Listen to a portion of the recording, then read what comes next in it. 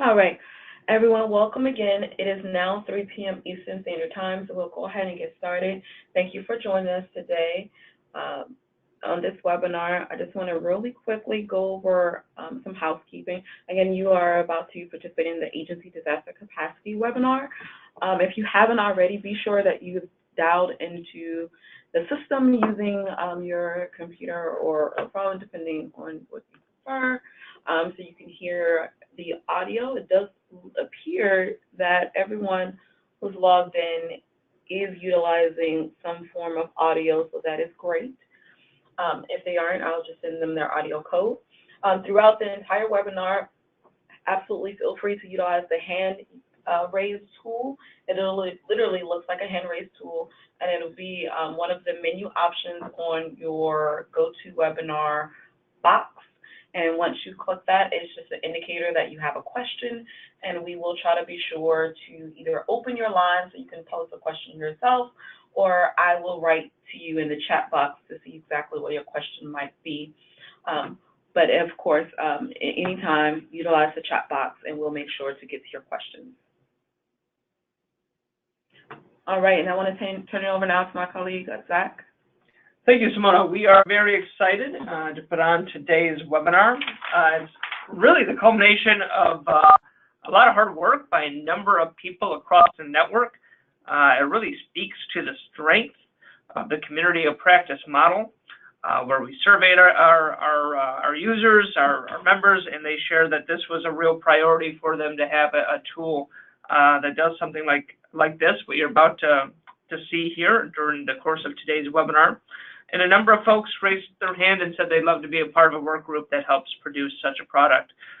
So real briefly, I'm just going to share the folks who partook in that and really give them the due recognition they deserve for all that hard work over the course of a year. So without further ado, Richard Murphy out of Catholic Charities of Owensboro, Francine Spear, Catholic Charities of Fort Worth, Tony Credeur, Catholic Charities of Acadiana, DJ Christensen, Catholic Charities of Yakima, Jane Crady, Catholic Charities of the Archdiocese of Indianapolis, Christy DeRico, Catholic Charities of Rockville Center, Tyrone Ford, Catholic Charities of St. Louis, Christy Dade, Catholic Charities of Kansas City, St. Joseph, of course, Clara and Lindsay, who we'll hear more about here in just a moment, and Julianne Pinelli out of Catholic Charities, Archdiocese of New York, and Robert Moser out of the Catholic Charities Diocese of San Diego, and really appreciated the diverse perspectives they all brought as we try to get folks from a mix of different sized agencies and competencies and what they focus on to give a nice wide array of perspectives, and not only how to craft the tool, but how to best utilize it from an agency perspective. With that said, today we are joined by Clara Martinez. She's the Human Resource Director out of the Catholic Charities Diocese of St. Petersburg. She brings with her 23 years of experience as a human resources professional. She's worked outside of Catholic Charities in a number of different industries and has a physiology degree with an emphasis in industrial psychology from the Jesuit Pontifical University in Bogota, Colombia. She also helped share this content at the most recent Applied Institute for Disaster Excellence that we had in Greater Denver this past year in Colorado Springs. Additionally, we have Lindsay Caldwell with us out of the Catholic Charities Diocese of Santa Clara. She is the Division Director of Emergency Programs and Housing Services.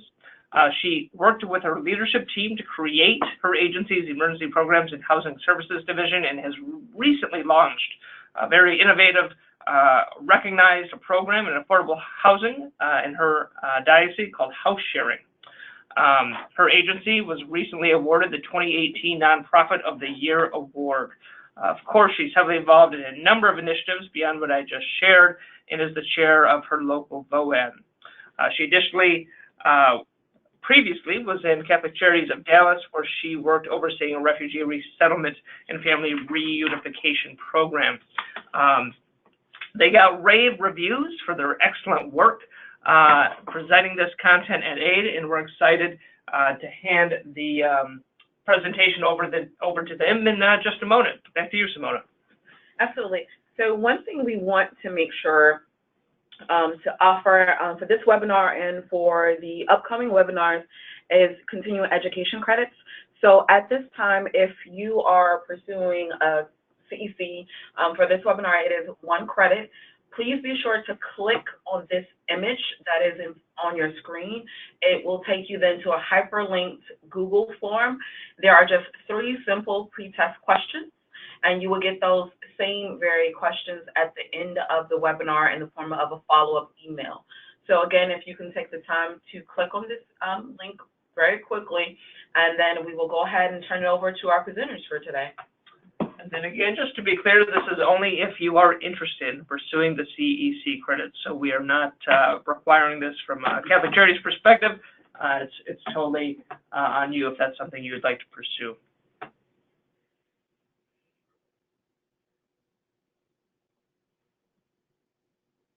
All right, and now the screen is turned over to Lindsay.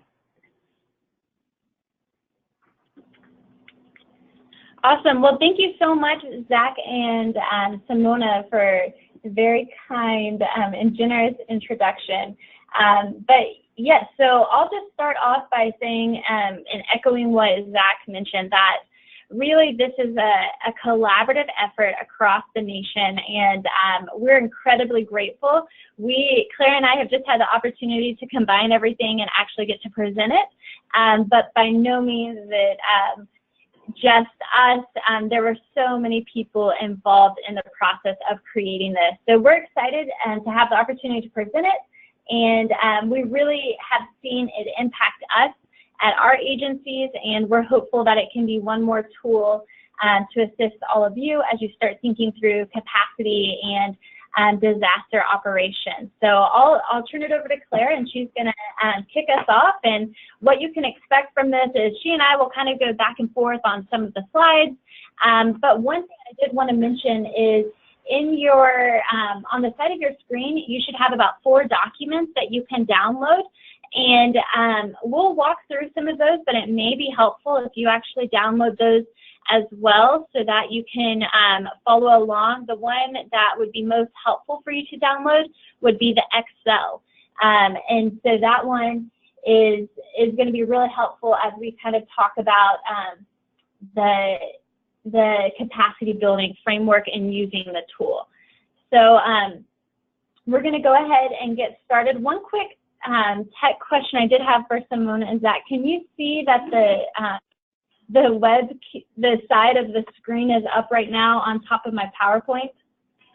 Not yet. Simona went ahead and transferred you the control of the presentation, and I think from the viewer perspective, we're waiting for you to accept ownership. Yeah. Okay. Sorry about that. No problem. Yep. Okay. On the screen.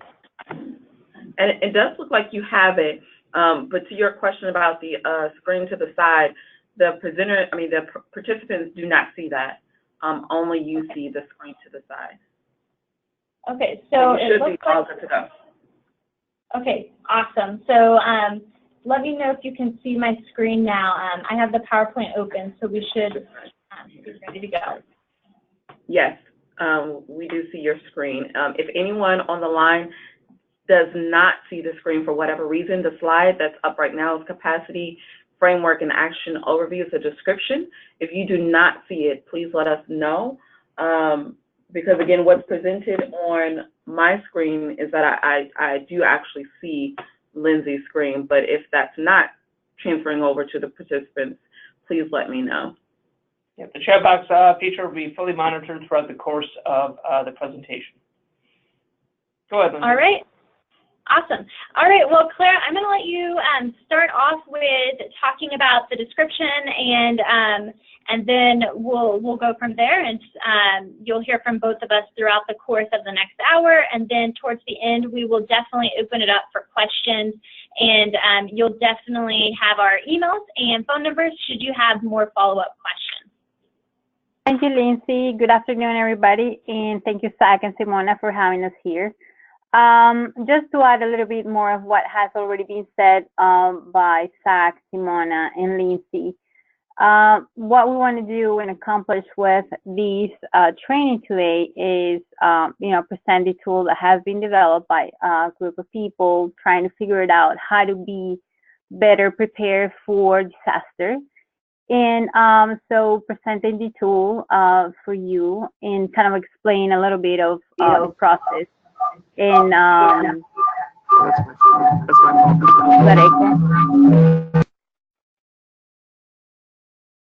fault. Hello. And also present it and see that you guys can use it for getting ready and prepare for disaster season. I'm in Florida, so on our risk management team, we're working on this tool too to get ready for June when it comes hurricane season, so we can have a better assessment of our agency. And the same way that we have found this to be a useful tool, we would like for you to do the same. Next one, Lindsay.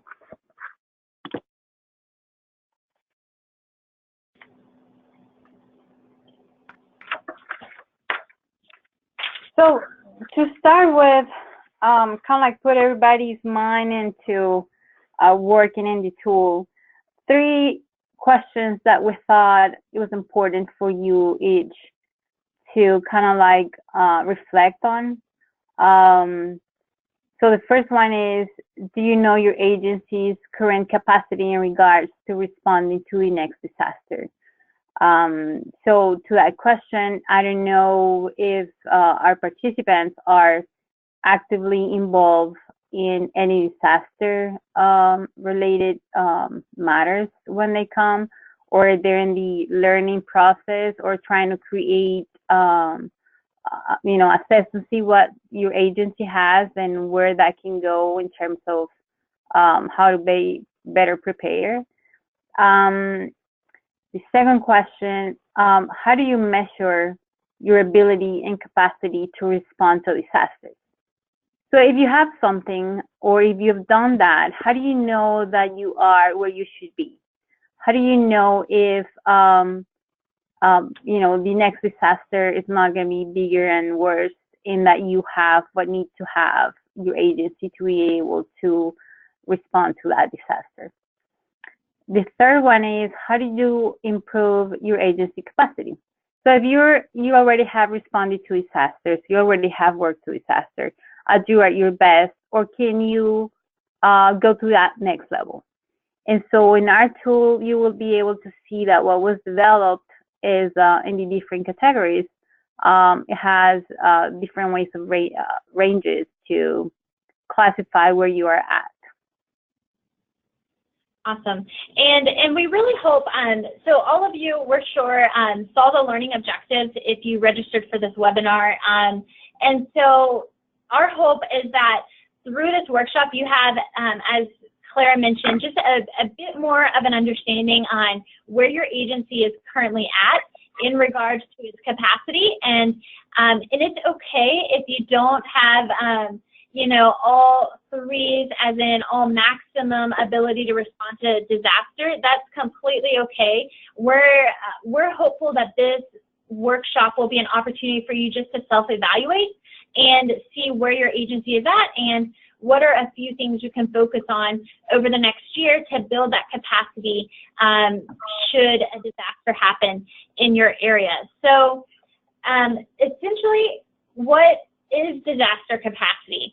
And it can oftentimes be thought of a combination of core competency, trained available workforce, strong partnerships.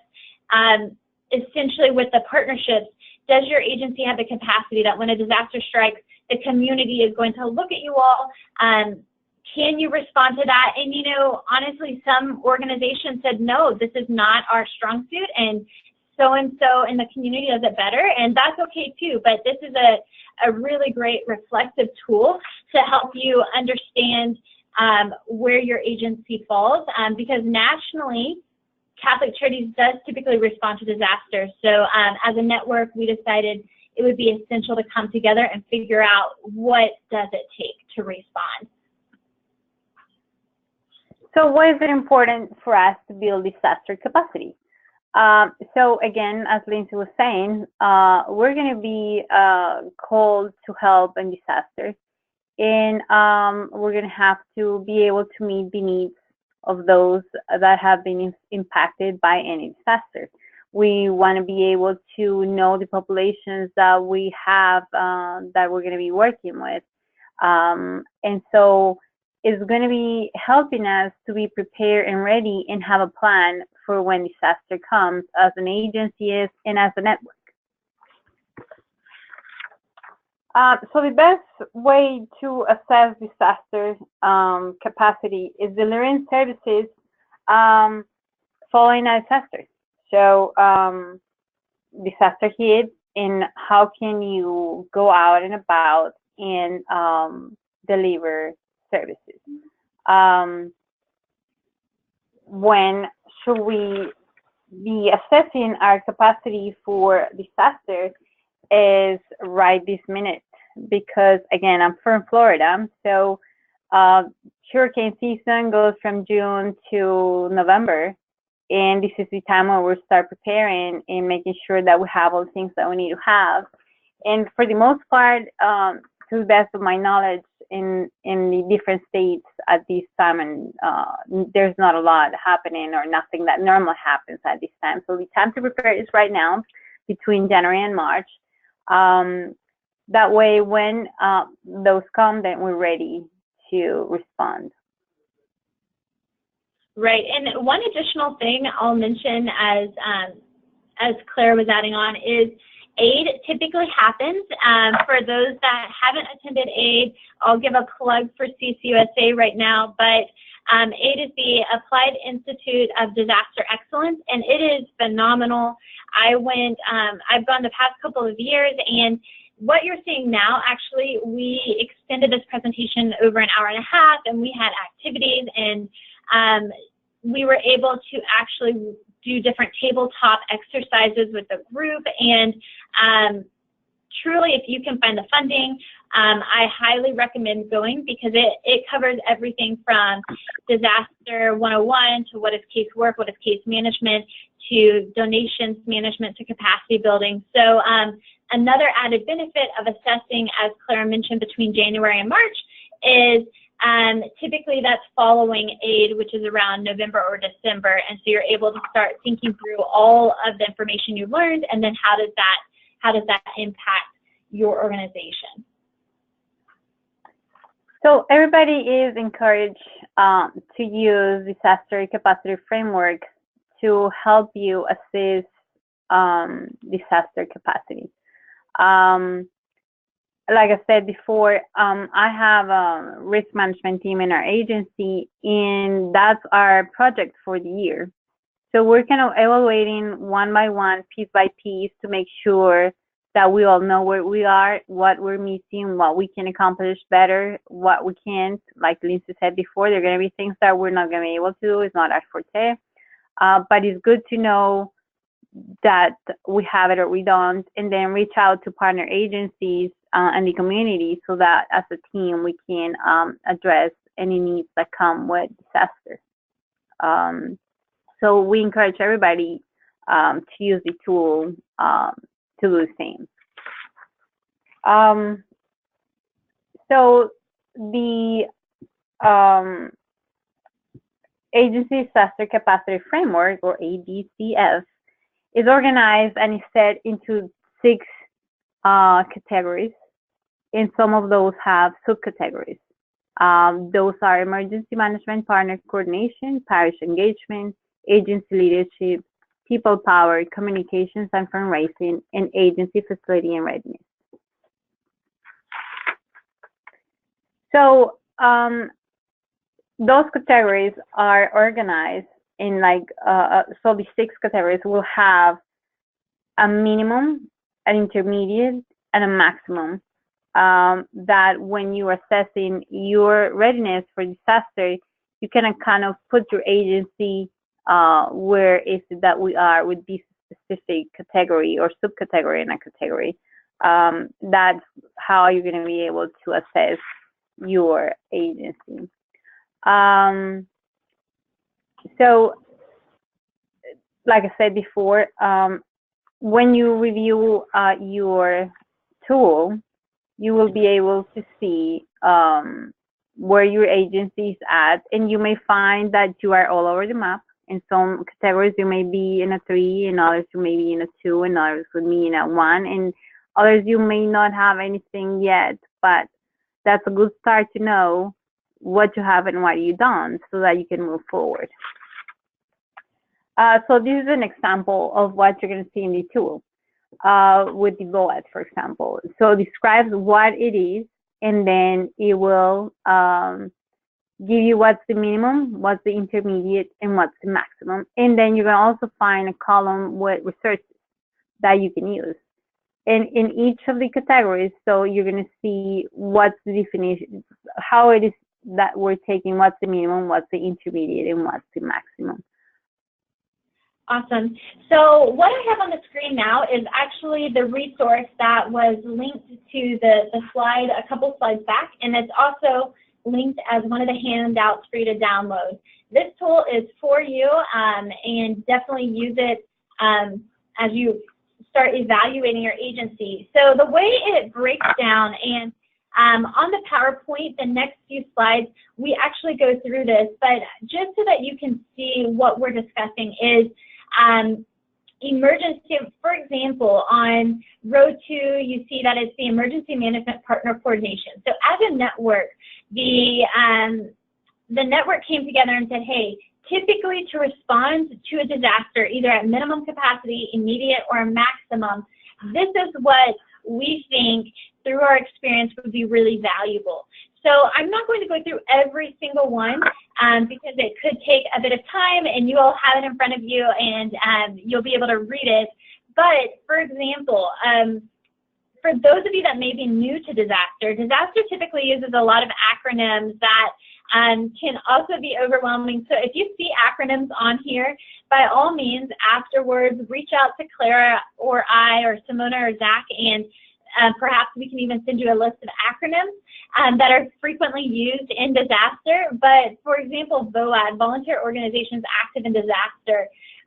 This is really a great tool to be connected in the community for partner coordination, being connected to your state VOAD, local emergency management, FEMA, and so then as you go through the list, you see median, minimum, intermediate, and maximum. So for example, with let's say state VOAD, the minimum may be that you can identify and coordinate with lead Catholic Charities agencies for state VOAD as needed.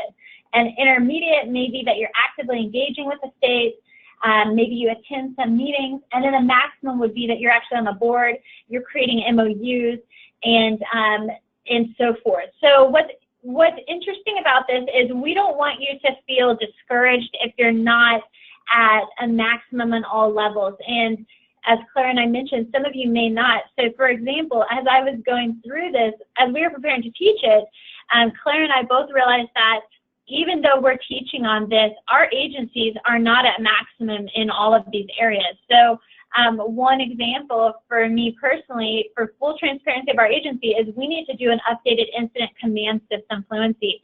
So we're actually at a minimum of that, but we are maximum and intermediate on several others, and we're still responding to a disaster. So one thing to take courage that somebody within the network told me is your first disaster is always a bit chaotic, and you may not do everything right the first time, but that's why the network is here to learn and grow from one another. And now we've developed this tool that hopefully it will help when and if disaster happens again.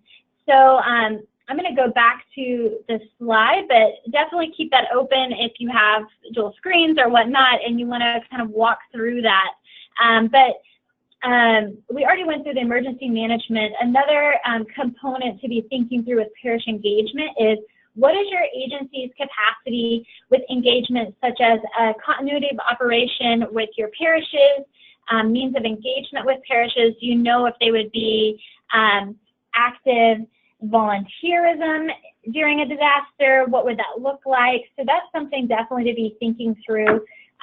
Agency leadership and understanding who in your agency would take a lead during a time of disaster, Do you have the buy-in from your executive director, your CEO, that if a disaster happens, would they want the agency to respond to that? Do you have staff kind of trained and ready to go? Another example would be that people power that I just discussed is training experience, available personnel, volunteer management. We all know, I'm sure if you're working in disaster, that it's one of the hardest areas to have a consistent funding stream. And so a recommendation would be oftentimes cross-training staff so that other staff are also available. Because if you're not in a current disaster, you may not have a disaster operations program per se, but you may have staff that are in other programs who are cross-trained and can easily respond to that. So this is just an example of our Catholic Charities impact that we created to better understand what is our current Catholic Charities impact and overview of what capacity we have. If you ever were to create something, this isn't necessary, but for us as an internal agency, when we're working with funders and we're working with different contractors, it was helpful for us as a large agency to understand what programs do we have, what kind of capacity do we have, what are we working on. So, and this can be done at large agencies, small agencies, but highly recommended so that you're able to kind of understand your people power within your organization. The next, yes. Did somebody say something? Okay. So the next slide that we have is on communications and fundraising. And the Excel really breaks this down on the level that you're at, but having an understanding in disaster of what is your local broadcast, what is the print plan that you would use, the radio community outreach. Another example that I wanted to share from our recent disaster here in California. So, you know, Claire mentioned she's in Florida, and what's really neat about the network is we don't have hurricanes here in Northern California, but it's super helpful to learn how they're responding to their community. And we definitely deal with flooding and fires and earthquakes, and so learning from other organizations is incredibly helpful. But here what we have is I would recommend just creating a template of what kind of information are you going to need to report out on. And this could be something that could be done in advance, pretty simple. One resourceful way is Microsoft Publisher. I know we're all in nonprofits and we're trying to be resourceful, so that's a free resource. But we realized that when a disaster happened, there were some high-level impact that people wanted to know about how the progress was going. And so we had the template ready, and every quarter we would update it and send out progress updates to the community. And then also we had resources, and this was translated in multiple languages. So it's just something to start thinking about. It helps with fundraising. It helps with communication with your funders, with the community at large. And so that was just one resource. If you want these templates, we'd be happy to share with the network. Just reach out to us afterwards. And I don't have a marketing background by any means, so it can really, truly be pretty simple to create some of this. And then lastly, the column that we want you to be thinking about is agency readiness. Does your agency have a continuity of operations plan? So with our agency, a couple of, maybe 3 or 4 years ago, we were actively involved with our local VOAD, but we hadn't necessarily had a disaster strike.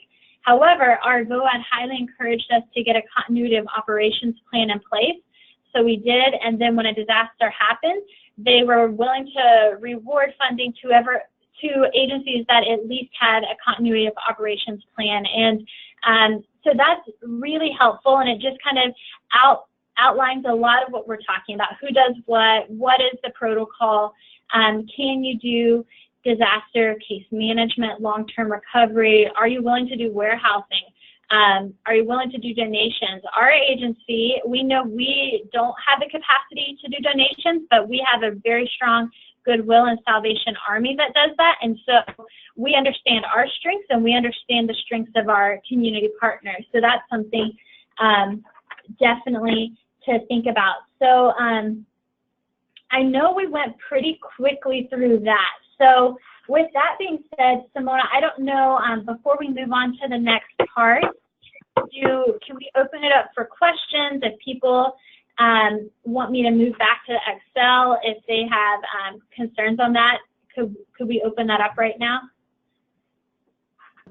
Yeah, we certainly could open up the lines for a few questions based on the content you've been able to get through so far, which is obviously quite a bit.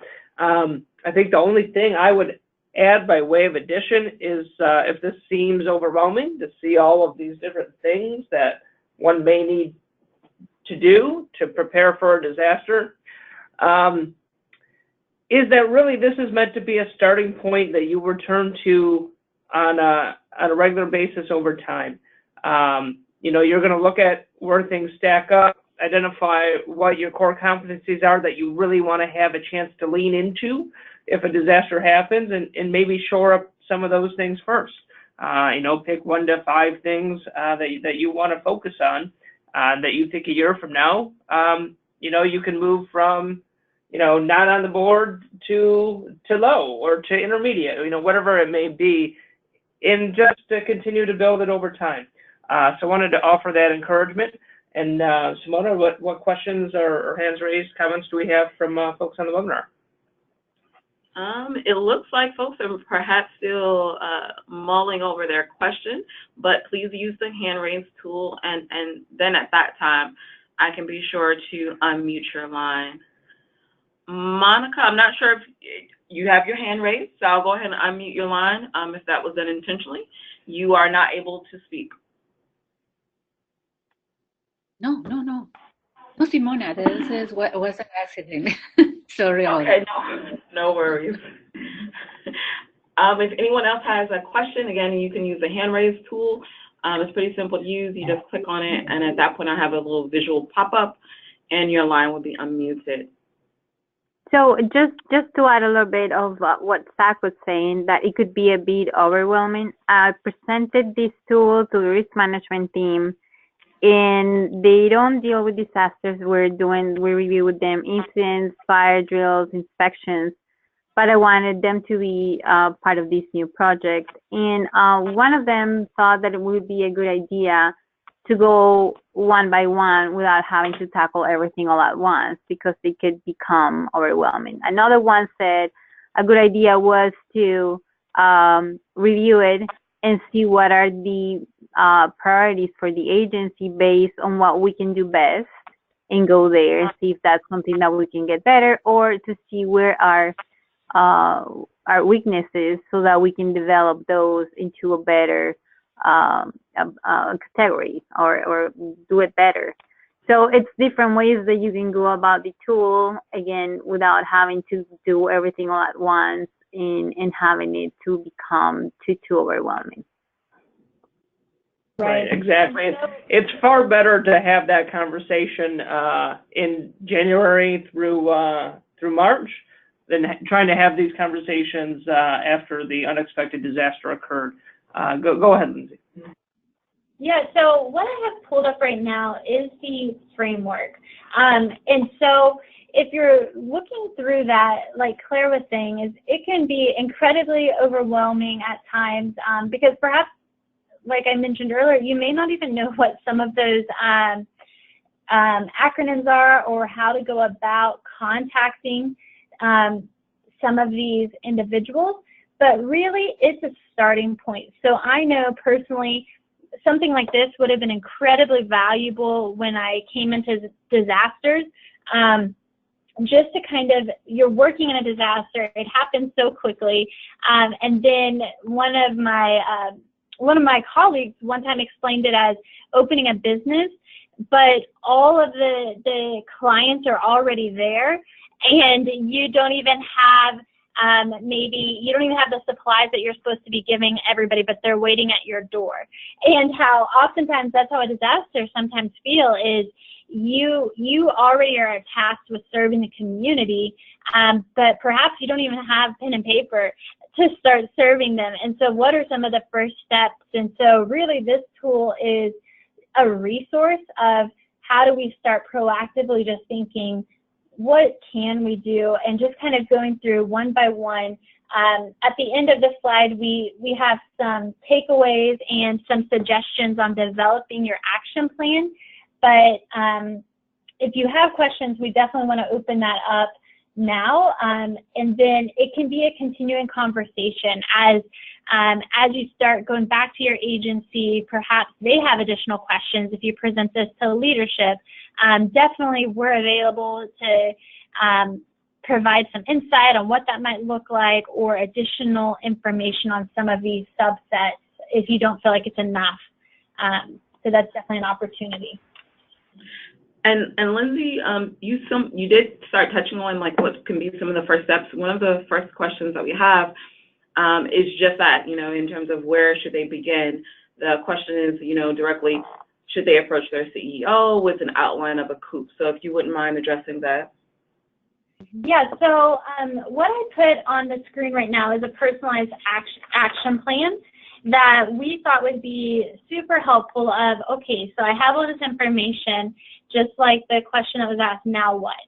And so we think it could be pretty easy in 4 steps to start thinking through, okay, based on what you know of the agency, doing a candid self-assessment, and you may not know all of the answers, so perhaps you need to bring in different people within your agency to kind of help you walk through that. But my suggestion would be start off with doing a candid self-reflection on what you know of your agency, and then perhaps bring in a few members from agency leadership. It may not be the CEO right away. It just depends on how your organization is structured, if you have that direct line. But I would suggest really starting to look at it first and then bring some others on board. So, for example, in our agency, we have an entire safety and facilities team that works directly with the safety and facilities of all of our locations. He and I work very closely, though we're in different divisions. I know that there's overlap. So oftentimes I would likely go to him first before taking it to agency leadership and saying, hey, let's talk through what are you doing, what am I doing, make sure that we can evaluate the agency as a whole first. And then perhaps we bump it up once we know we're on the same page of our capacity, and then meet with our leadership. Does that answer the question? Yep. Yeah, definitely. And thank you for that. And right now at this time, it doesn't appear that we have any other questions. One person did just give a quick kudos in that she also agrees that this is a great starting point for her agency to start thinking about how to build capacity. So yeah, that did answer the question. Thank you, Lindsay. Awesome. And so what you see here is step 1, 2, 3, and 4. So I went over step 1 and 2, but then step 3, we think that it could be helpful of just focusing on maybe 3 to 5 capabilities that you want to improve over the next course of the year. So rather than looking at this and saying, oh my goodness, there's just so many things I need to address, just thinking through what are 3 to 5 that you want to work over. What actions will your agency take to improve this, and who's going to be responsible? And then after 1 year, checking in to see where you've progressed. If you want to tackle more than 3 to 5, by all means, you can. But as a network, we really agree that perhaps 3 to 5 is a more reasonable number. And then reassessing that. Once again, a plug would be perhaps going to AID could be a great step, because at AID you truly just understand a very holistic approach to how disasters are happening, from man-made disasters, natural disasters, and how different agencies across the nation are responding to that. So that would be some of the takeaways that we had for you all is reach out to us if you have questions, but start to do an assessment. And another attachment that we have here via Word doc and then via PDF is a framework guidance. So that is a 2-pager explaining a lot of what was in the slide deck. And then the agency self-assessment, where you can just kind of use that if you want to go through and kind of check off where your agency kind of lands on each of these categories. And then the other thing is, as you go through the tool, again, there are going to be things that maybe you don't know what those are. So put them on the side for a little bit while you go faster with the ones that you know and that you can find easier, and that you're gonna find an answer, or you're gonna find who is responsible for that, and then take the other ones that you don't know or you don't understand after. So it will help you go in an easier way through the tool. Awesome. So yeah, so the last thing is questions for sure, and we have a survey that we want to hear from you. So we want to know if you think this is a valuable tool, if you can actually use it, because we're constantly improving it. It took us about a year to finally come to a consensus, and then we first rolled it out at AID this past December. But definitely there's areas we want to improve. There may be other capabilities that you think are incredibly necessary, and we're open to that feedback. But I'll turn it back over to Simona and Zach now. But if you have questions, by all means, we're still on the line for the next 20 minutes if you want to hang around. But I'll let Simona take it from here. Yeah, no, outstanding, and just a thank you so much, both you and Clara for doing that, Lindsay. And really, as you look at and kind of manipulate this framework, you know, there are a lot of low-hanging fruit ways to build capacity over time. Beyond aid, there's deploying staff to disasters.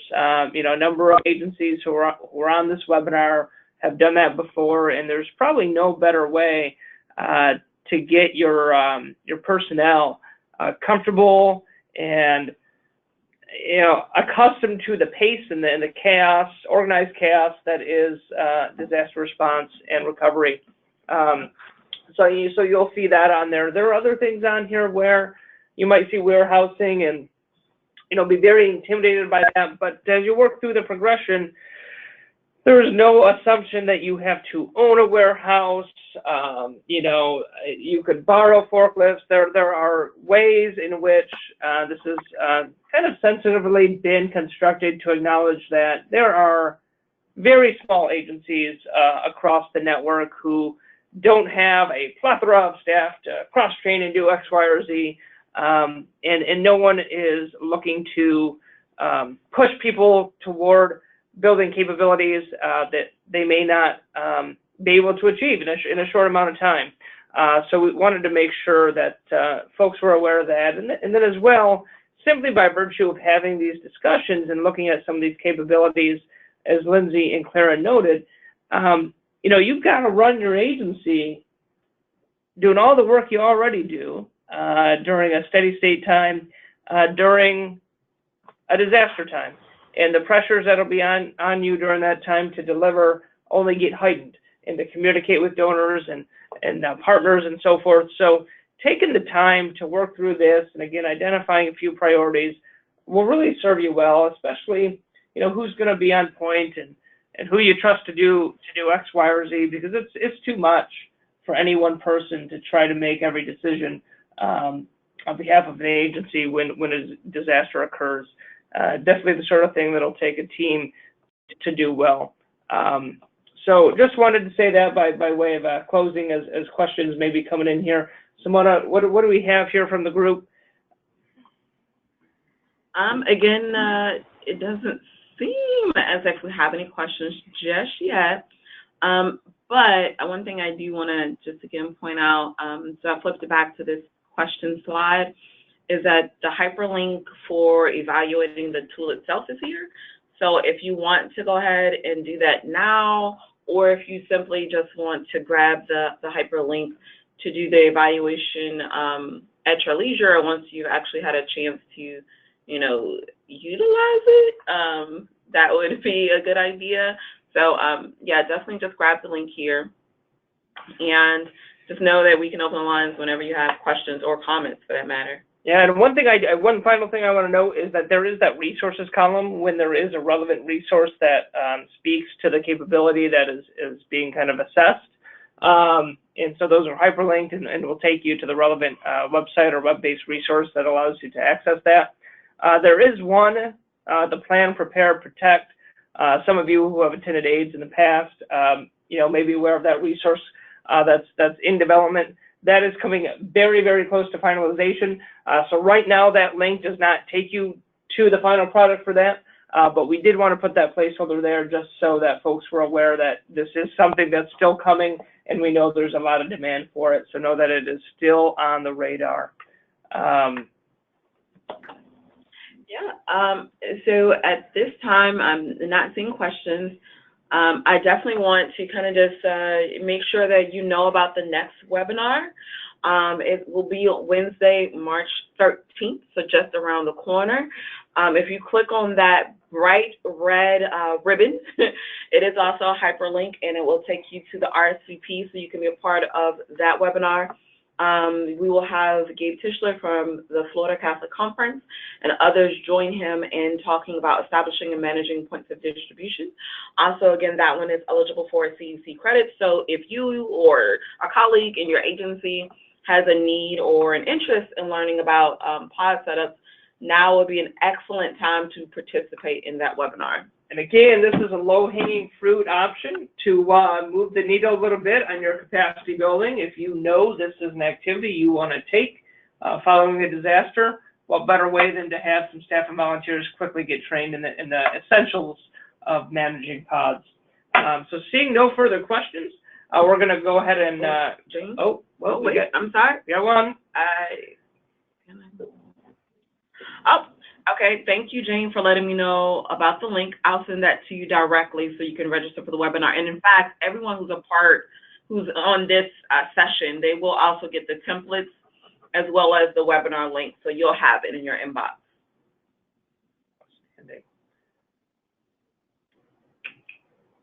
All right, so there are no further questions. We want to thank everyone for taking an hour out of their day to spend time learning about building disaster capacity. We are always just a phone call away or an email away here at Catholic Charities USA.